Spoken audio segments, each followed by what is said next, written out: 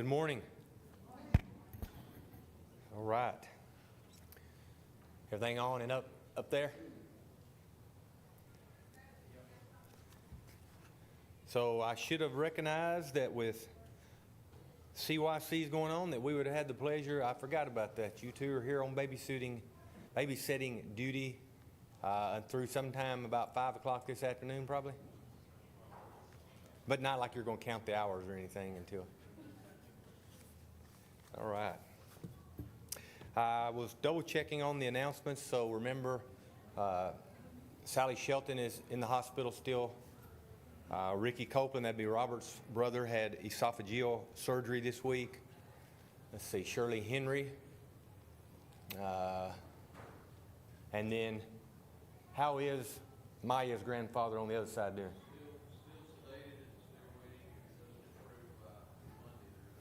Scary thing with his counterparts, so Selena's father has a blood clot, one of them very near the heart right now that they're obviously trying to monitor. Our cousin did successfully have his surgery. They removed all of his esophagus, and it's pretty interesting with technology. They've taken the upper part of his stomach, and that now is going to eventually, that is working as esophagus. So that's Doug Spiceland, our much younger cousin, and we are thankful for how that went. He's got a long road ahead of him. My daughter-in-law, Emily, Uh-huh. her sister Leslie Ivy, very ill. Is that Leslie that's at the furniture store? And she's sick? Okay. Leslie Ivy. So, well, and she's a very young woman. Wow. Okay. Anybody else? I will not remember the names in the prayer, but I want to acknowledge those. All right, if you'll bow with me then, please. Our Father in heaven, we do thank you for this day, for the beauty of the sunshine, and we're thankful that we continue to make it through the winter and help us as we long for spring. We thank you for this congregation here, for the love that abounds, for the elders that guide us, the two men that minister to us from the pulpit. We hope and pray that we as Christians here at Northside are continuing to strive not only to go to heaven, but take others with us. We would ask that you get those that are hurting spiritually, physically, that we've mentioned already this morning. Hope and pray the doctors and nurses that minister them will do things that will encourage their progress. And then we ask that those that are hurting spiritually might be in some way touched, that we might make a difference in their lives. Help us today as we continue with our last week, our study of the Old Testament. Be with Anthony as he begins next week with a new study. Help this congregation, Father. Help us always. Thank you so much for the many blessings we have. It is in Christ's name that we pray, and amen. All right, I'm going to take a minute. I'm going to shut this door. No problem. I love the young people. Shut the door. Man, there's nobody loves the young people making noise more than me, but they're going to have a hard enough concentrating on me without having a good distraction. Do you remember we are flying through the Old Testament? And so here's the way this went. I wish Anthony were here to know what happened. So I've told him I have to meditate on what I'm going to say. I cannot memorize it. I cannot just look at it and come to my mind. So what I do is I make myself throughout the week. I've read what I'm going to do, and I start thinking about it in my mind, George, what I'm going to say. That's what I have to do. So Thursday night, 11:48 p.m., I'm meditating on it.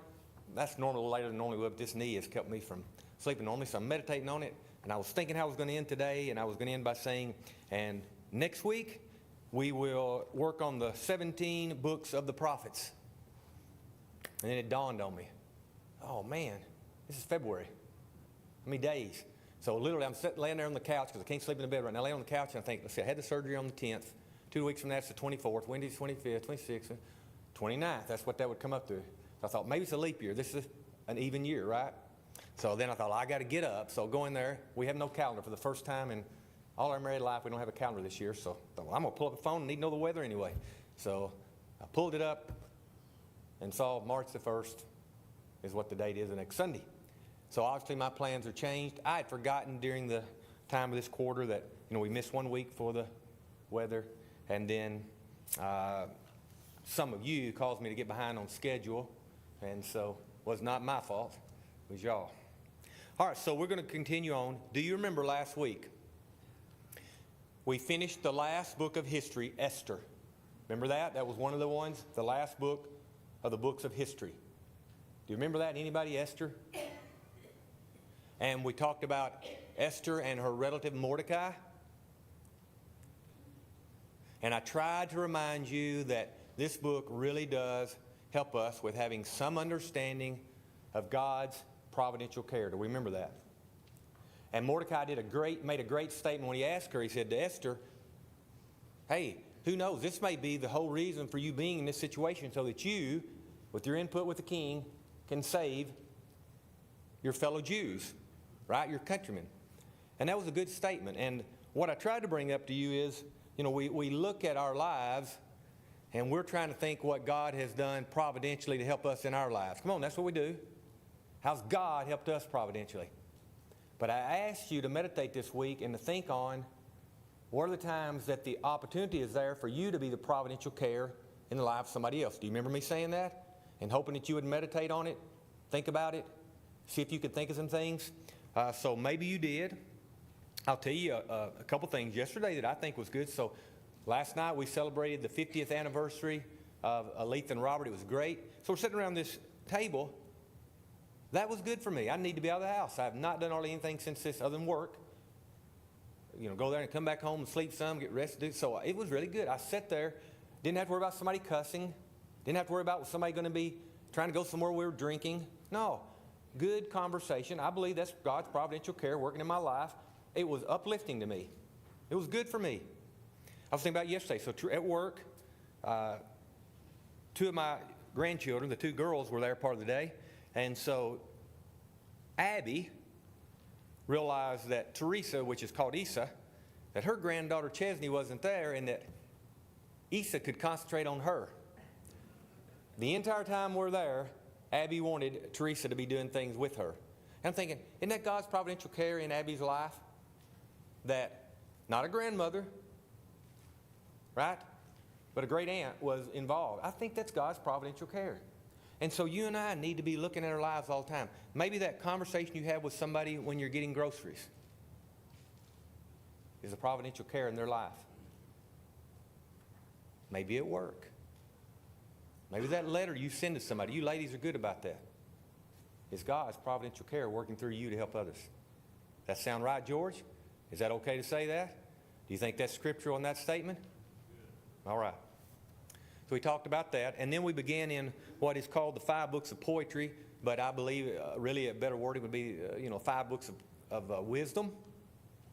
And we got to look at those. We started in there with the Psalms, and we said, hey, remember I told you? It wasn't my idea, but somebody else's. If you open your Bibles, most of the time, the halfway point is going to put you at Psalms or real close to it.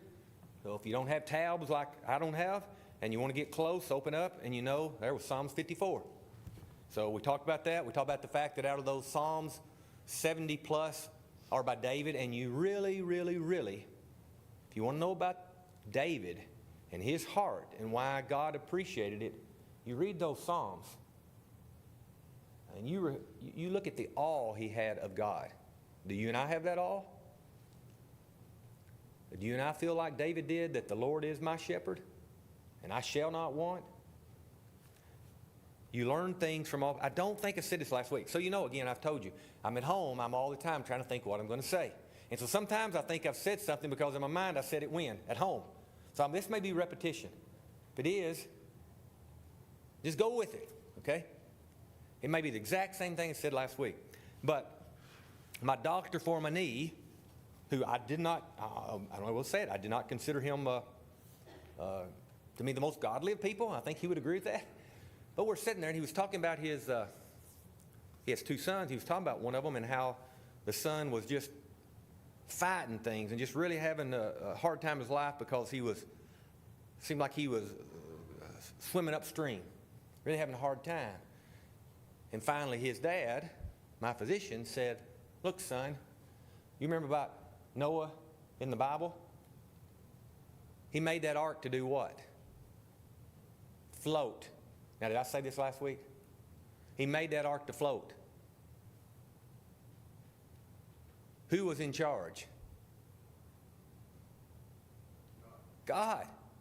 Noah didn't rudder that ark and put it where he wants it. Now, that does not mean that you're doing nothing in life. You think Noah wasn't a busy man with all those animals on that ark? I think he was busy doing God's work, but he wasn't worried about the rudder because it didn't have one to my knowledge. The real thing was what? It was floating, and God was in control. And that's what this doctor was trying to get across to his son, that when you, like David, from these Psalms, it's evident that you believe God is in control.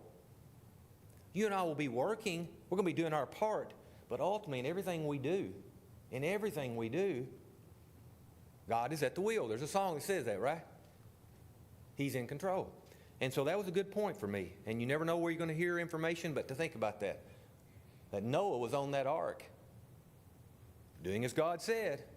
But he didn't know what mountain it was going to come to rest on, or if it was going to come to rest in the plains, or where else, did he? It's going to come to rest somewhere when the time was right with God. So I think that's good. Look at the Psalms, learn about David, some of the other writers, and remember that this is what they used in their worship. I do not know currently if Judaism, if they refer to these, but I know at least for centuries, many of these Psalms were a part of their worship.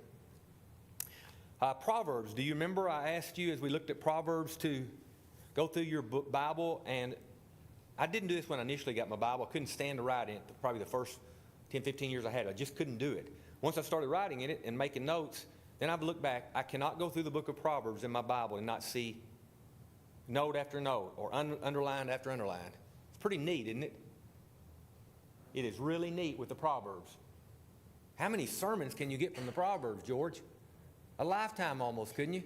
And so we know that Solomon was involved with this, and somewhere else I think I referred to this last week, I think it's 1 Kings 4, like he did maybe 3,000 Proverbs. I don't know, it's some big number. And out of all these in here, out of these chapters, I think it's considered 350 to 450 Proverbs, not all of which are his, but many are. Look at all these neat little statements as you go through here, and you'll find out how the Lord feels about the foolish, how the Lord feels about slothfulness. He doesn't like you being lazy.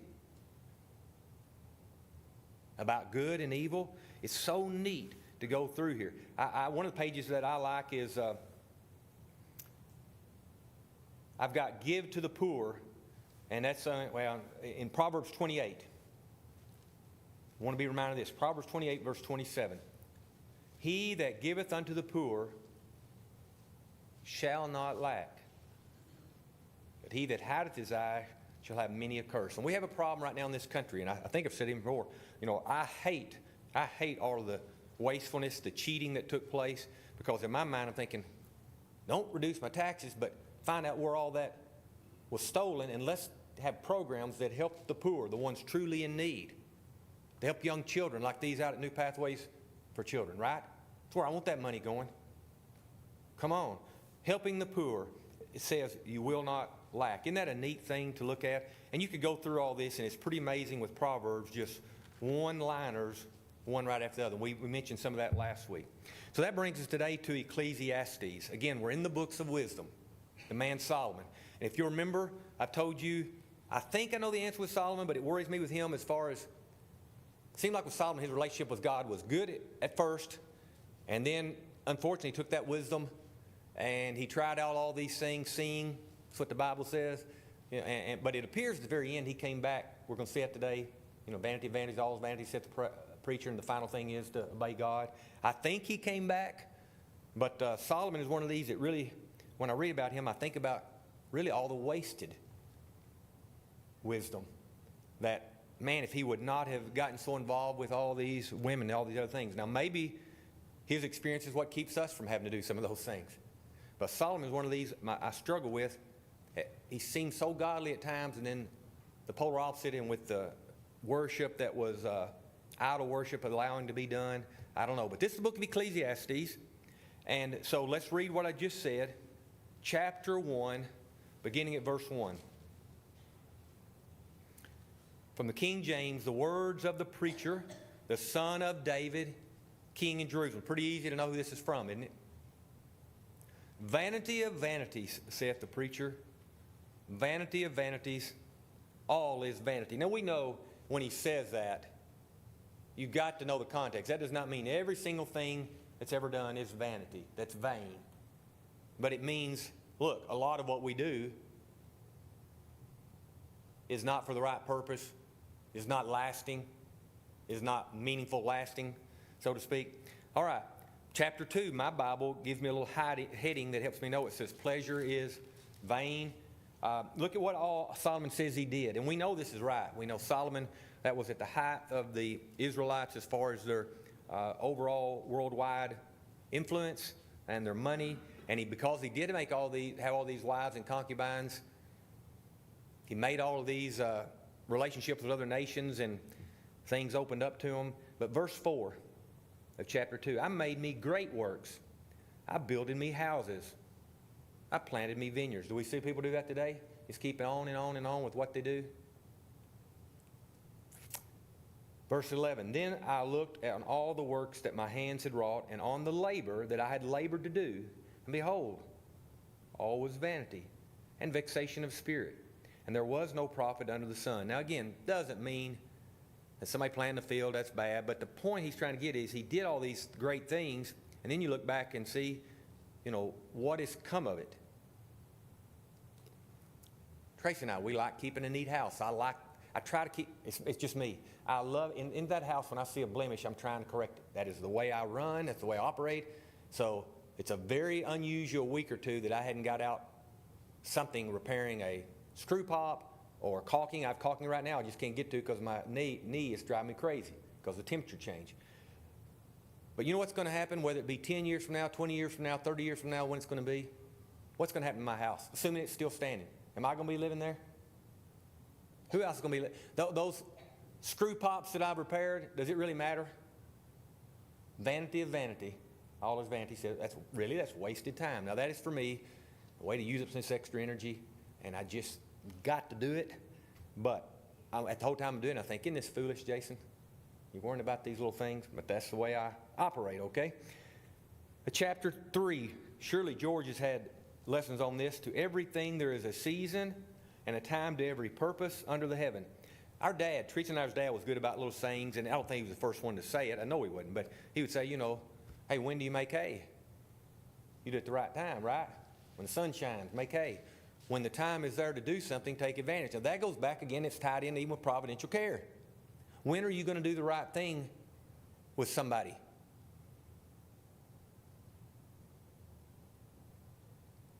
When the opportunity is there, when it presents itself.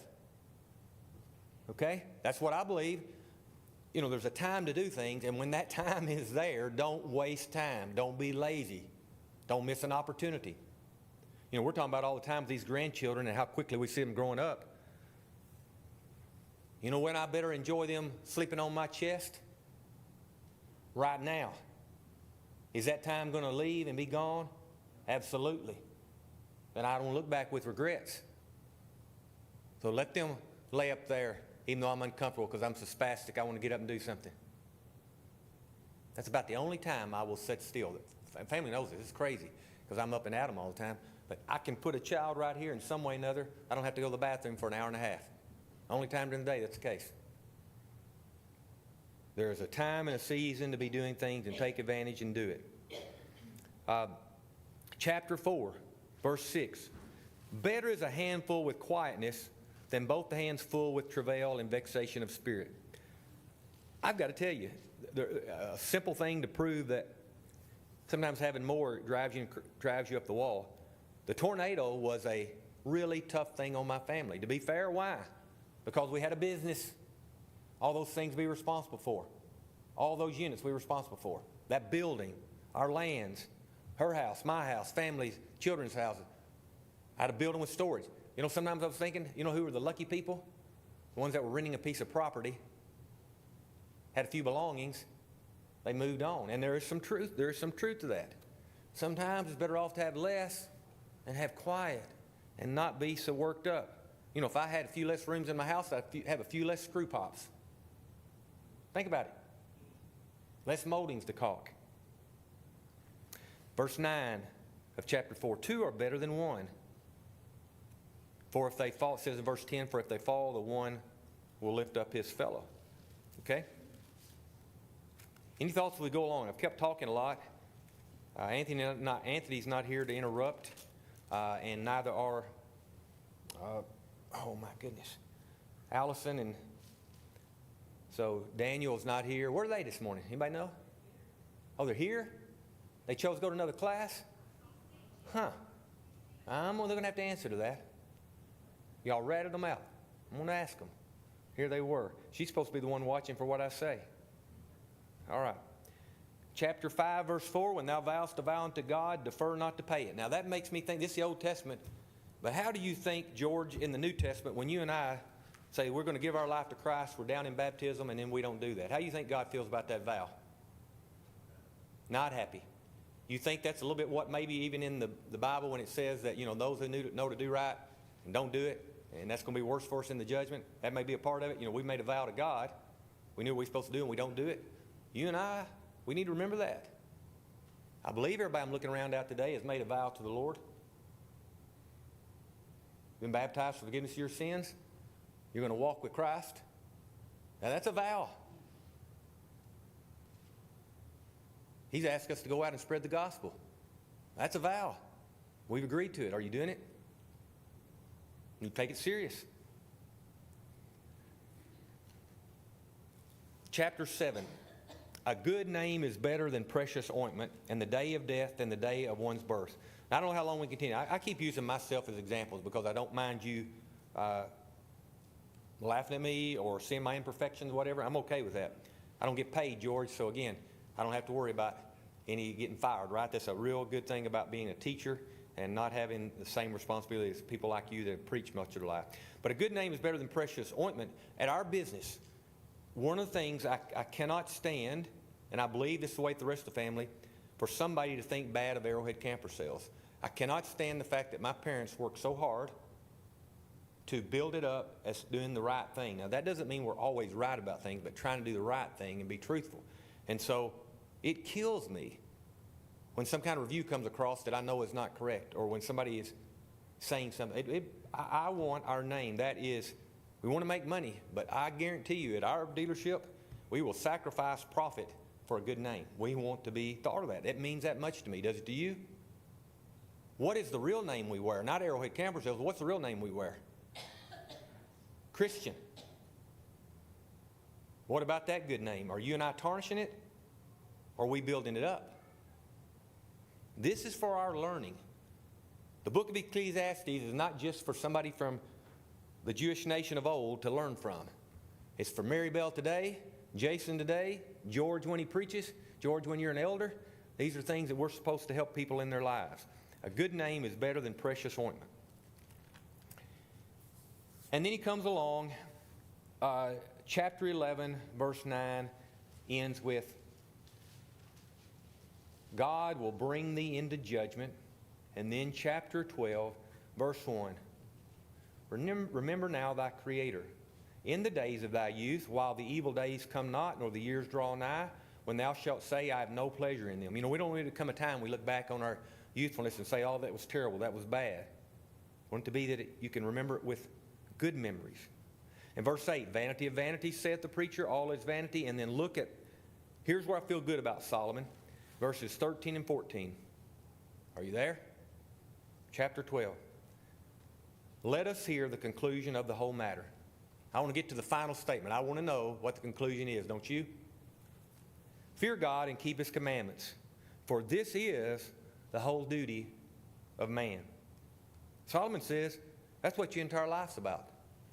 Not about how much money, not about how good an athlete somebody is, not about how big our house is, what we do at work, that we're the best at it. Ultimately, it's fear God and keep His commandments, for this is the whole duty of man. This comes from what is considered the wisest man of all time. Did he make mistakes? Yes, but ultimately his wisdom brought him back to this point, is what I understand. 14, for God shall bring every work into judgment. He knows, it says, with every secret thing, whether it be good or whether it be evil. You can fool me easily, I can tell you that. I look around this congregation and I don't see anybody bad out in this group today. I think good of you, but man, you can fool me. Don't go by my judgment of you. Now I'll say it this way. If I think bad of you, you better look at it. But just because I think good of you doesn't mean you're all right. You better think your relationship with God and know yourself.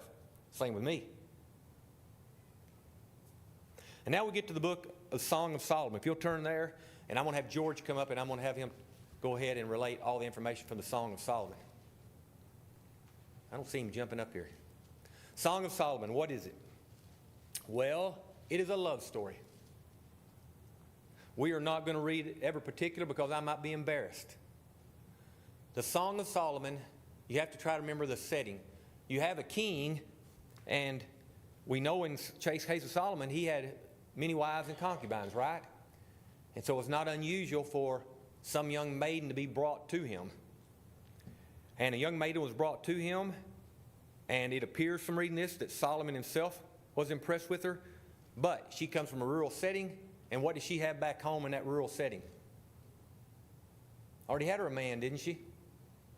I believe the proper way to say she's a Shulamite is the proper way, but she already has somebody. And she is able to repulse or put away the advances of King Solomon. That's the way I read it. Hope I'm reading it correctly. And she is consistent with it all throughout this time that she wants to stay true to her lover at home. There are many parallels people bring out, and I don't know if the Bible intended for us to have all these parallels. Some would say, hey, look at this, and remember, we ought to stay with us today. We're with Christ, and don't let somebody else woo us away, Satan. In the Old Testament, that they need to remember that God was their refuge, God, as David would say, their shepherd, and don't be wooed away to somebody else. And that may be it, but I really believe when you read this, it's just a good example of a starting point for love. That two young people love each other. I don't think I can be wrong by saying that. Two young people really loved each other and were committed to one another. And it's a story about love. I think it is the starting point with love. As most of us in here know, it is not the end, is it? So Tracy's not in here this morning, so this will be easy to sell this. So this is the way I believe love begins, this euphoria and just up on a mountaintop as far as thinking everything's going to be great. But if you've been married long enough, reality kicks in and there are some things that come along. And I was trying to think with Tracy. So when we first started dating, why was I attracted to her? Because of her looks. She was beautiful. You know what I think is really impressive? We're going to be married 40 years this fall. You know what she still is in my eyes? And I think she is everybody else. She's still beautiful. I think that's impressive. It's one thing to be beautiful when you're young. That's easy. But as we age to be beautiful. So when I think about Tracy and I think about our love, I think, so what it really means as we get older. So I like the way she looks now. I like the way she dresses. I like the way she loves my sister and her husband. I like the way she loves and respects her sisters and looks up to you. And she loves your husbands. I like the way she keeps her house.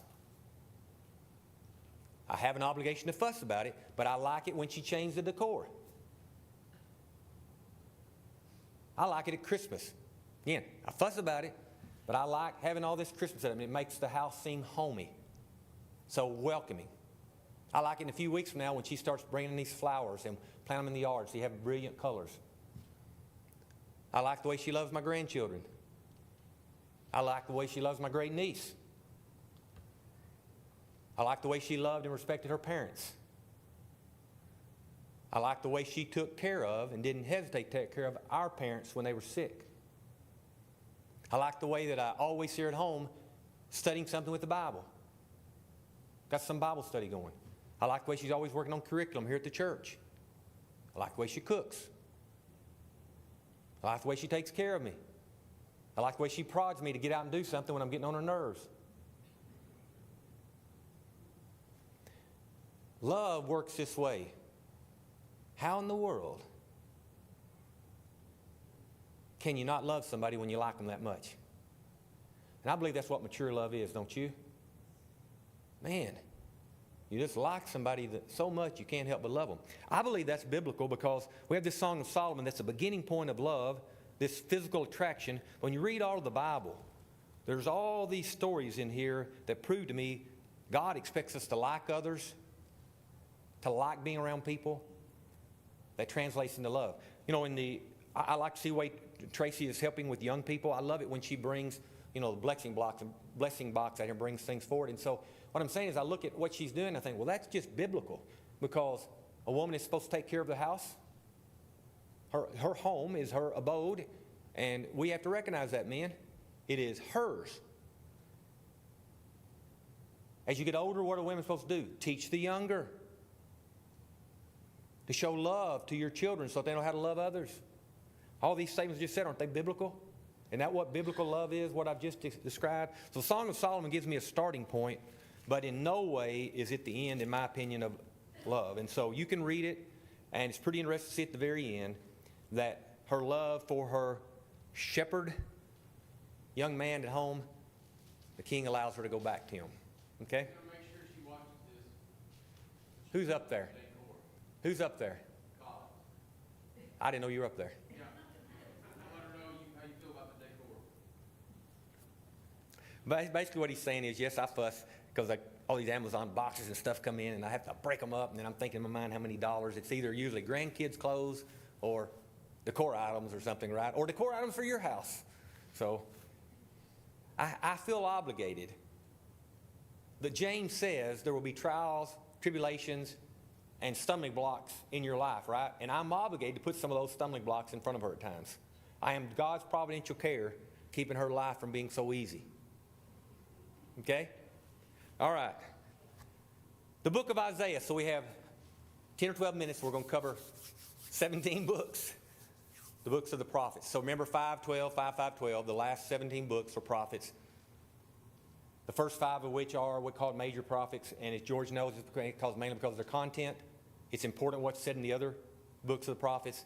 We do know that Isaiah plays a special importance because there are so many prophecies about whom? Jesus. I get confused, as I've stated before, in the order in which they are. On Isaiah, I put a note up beside, most of it's in the 8th century. Here's what I think I can help you wrap around. Out of the 17, let's see if I can get it right. 10 are before the exile period. 10 are before the exile. And those are basically trying to keep them from going into a situation where they need to be exiled. There are 4 during the period of the exile. And then the last 3 books of the Old Testament are post-exilic, however you say it, after the exile. Is that right, George? Does that sound right? So 17 books, 10, so to speak, warn them to keep them away from doing any of this. 4 kind of recognizing, hey, you're in this situation. Let's look forward about the Messiah and other things. And then 3 after it. Isaiah is a lengthy book. Trying to think what else I'm going to tell you because we're going to run out of time. Oh, this catches me when we get to the minor prophets. Out of the 12 minor prophets, let's see if I can think of it right. 12 minor prophets. I believe it's 9 or 2. I think that's right. Let's see. Maybe it's 7. Maybe 7 are to Judah, a couple to Israel, something like that. Here's the real point I was going to make. 2 to Nineveh and 1 to Edom. So 3 of the prophets, out of all these 17, let's just say it this way, out of all those 17 books, 3 of them at least are to non-Israelites. Can I say it that way? I'm getting a mumbling. I have to watch y'all say it.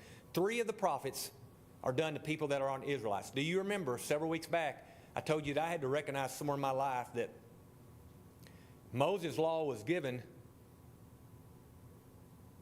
but that did not apply to everybody.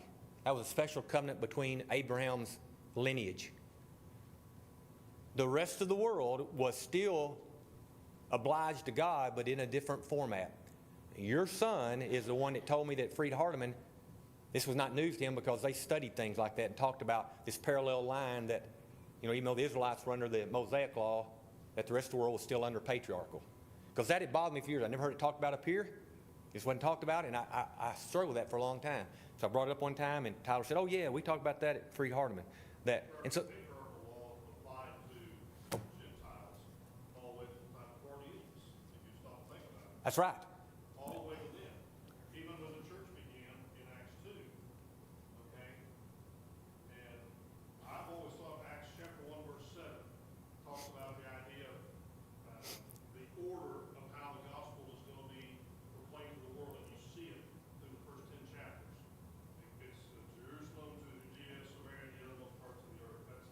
That's what the verse says. That's Yep. how the gospel is going to be proclaimed. And so, people ask questions like, well, what happens to Gentiles that were before the time of Cornelius and all that? What happened to them when they died? Well, they were subject to the patriarchal law. That's right. That's the only way you can answer that. So we took a little bit of time in Colin's class when I brought that up and talked about that, and Tyler was good, and we were discussing about Acts chapter 10 is when you see it come back together and everybody's under the same rules. When the gospel was taken to Gentiles and we see the conversion of Cornelius, we saw that come together. And I think that's what you're saying. And that he said earlier, we saw at first, this God's word wasn't going to be, the crumbs weren't going to be given to the dogs, so to speak. First it was going to the Jews, and then ultimately taken to the Gentiles, and we all came back together. Am I mumbling, or do you get that? Are my sisters-in-law back there not liking what I'm saying, or y'all? We were just saying, I've always wondered about that, but I had to Yeah. wonder about, so I just So Tyler did a good job of just explaining it like you have that break off at when the Ten Commandments and the law is given at Moses, Mount Sinai, and from that point, it's like going parallel. The Gentiles, the rest of the world, is still under patriarchal, and the special covenant with the Mosaic law to the Israelites, and it continues on until how many months or years that was after AD 33 when Christ died? You get to Acts chapter 10, and Peter knows, he fought against going and preaching to somebody other than Jews, and God said, hey, what I've said is clean. And in Acts 10, we see it. So that's what that's about. All right, so getting back to the prophets. Remember a few weeks ago I said, hey, once we got through that point that almost everything in the prophets is rehashing or at least fitting into that time period, most of which is before 430 BC, 400 to 430 BC. So if you read all these prophets, this is the part my mind gets fuzzy on, is where do they always play in? I can do it easily with like Jeremiah, because what was he always worried about? He was sad about what was going to happen, the destruction of Jerusalem. And the Lamentations, then we know he's really sad because he's seen it happen. And so I can get that in my mind. But a lot of these prophets, it's hard for me to remember where they fall in. So if you have a hard time with that, all I can say is keep studying, and maybe you and I together will put it into play. Remember with the prophets, again, some of them were trying to explain what's going to happen if you do bad. Some of them were saying to the Jews, no, it's not good wording, to those in the southern tribes, look what happened to the northern tribes. You don't want that to happen to you. Again, some were like cheerleaders during the exile, so to speak, trying to keep them recognizing that they are a threat of God's people, and the better times will come, and ultimately through the Messiah. And so these prophets had different backgrounds. They came from different walks of life. We have some that were wealthy. Some are some of the poorest. Most of the books, if I'm thinking right, all but Lamentations, I think, are named after somebody, but that doesn't mean they wrote them, because Jeremiah, you think of him writing his book, he didn't. It was his. I never understood this. If it's somebody he pays, but Baruch or however you say it, I think wrote his. Am I right on that? Does that sound right? Somebody want to double check me? So you got these names of people that helps you know who's going to be a central theme of the book or involved in it. But right now, I go to some of these prophets, and if I hadn't looked at them specifically last night or sometime in the last few days, I'd forget what they were about. Do you recognize with some of the prophets that God doesn't cut you slack just because you're in bad times, saying you can get by with doing nothing? Got a good example of that in the prophets. Who are they? I think Daniel and then Shadrach, Meshach, and Abednego, pretty good sample or example for you and I, that just because you may be in tough times, God does not say, hey, well, that's all right. You just lay down and roll over. So you think, well, I got a rough time in my life. I don't have to do anything. I can be kind of weak in my Christianity. I would propose to you that God expects just the opposite. That when times are tough, that's when we recognize we're a Christian, we're a godly person, and we're going to stand up for what's right, no matter what the consequences. Did we not see that in the first century? Christians faced bad times. What were they expected to do? Be sacrificed to the animals in a sense, weren't they? So you read the prophets and you read Daniel, and again you read about Shadrach, Meshach, Abednego. It should help us recognize that when tough times occur in our life, use them for example for us. And we can get through it, can't we? I need to wind down. We're about to finish, but really, if we're studying this Old Testament, and we have, and we're trying to apply it to our lives, maybe the statement that Solomon made at the end is, what is the whole purpose of life? And it is that you and I, what we're trying to do today, I believe, obey God. keep His commandments. Whose commandments? His. Not my commandments. Not what you deem to be what God says commandments, what the Bible says. Are you doing that? Can you and I take the Old Testament and learn from the great patriarchs like Abraham? Can we learn how to float like Noah? Can we take the wisdom of Solomon and not do the same mistakes he made? I think I'm smarter than Solomon. Only take me one wife.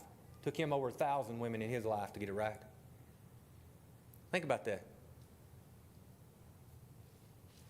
Thank you for your attention. Again, I do not know what Anthony starts with next week, but we'll begin a new topic. And then after that, as far as I know, Todd will follow back up, I think, the next quarter with back in the New Testament. Try and give you some variety, not just of teachers, but of material, and challenge you. When do we quit being challenged? When they put us in the grave. Till then, you and I need to keep what? Improving, increasing our faith. Are we doing that? Have you learned anything the last few weeks? I believe we have. Thank you for being here.